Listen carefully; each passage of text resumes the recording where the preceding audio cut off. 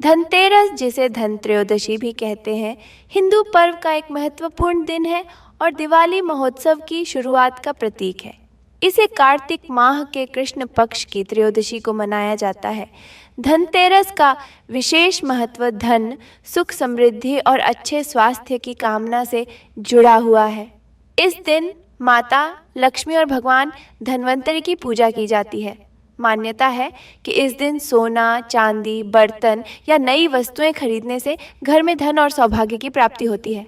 भगवान धन्वंतरि को चिकित्सा और आयुर्वेद का देवता माना जाता है और इस दिन उनकी पूजा स्वस्थ जीवन की कामना के लिए की जाती है। माँ लक्ष्मी की आराधना और घर में स्वच्छता का विशेष महत्व है, जिससे घर में समृद्धि और शांति बनी रहे। यह माना जाता है कि इस दिन कोई नई वस्तु खरीदना शुभ होता है।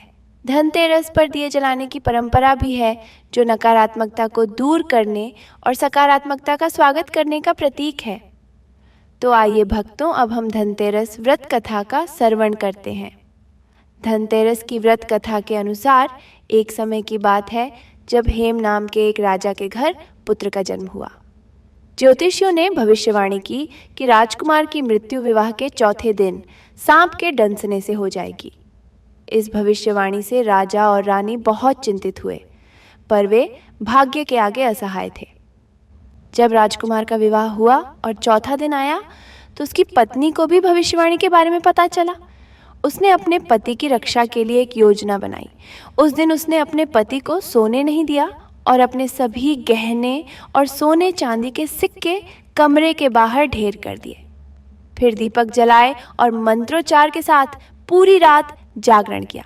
यमराज सांप का रूप लेकर राजकुमार के प्राण लेने के लिए आए, लेकिन जैसे ही उन्होंने सोने चांदी के ढेर पर कदम रखा, उनकी आंखें चकाचौंध हो गईं।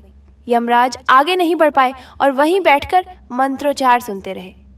सुबह होने पर वे बिना राजकुमार का जीवन लिए ही वापस लौट गए।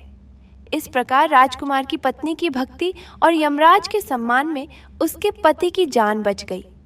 तब से इस दिन को धनतेरस के रूप में मनाया जाने लगा। इस दिन को मृत्यु के देवता यमराज का पूजन कर उनकी प्रसन्नता प्राप्त करने और अकाल मृत्यु से बचाव के लिए दीप जलाने की परंपरा चल पड़ी।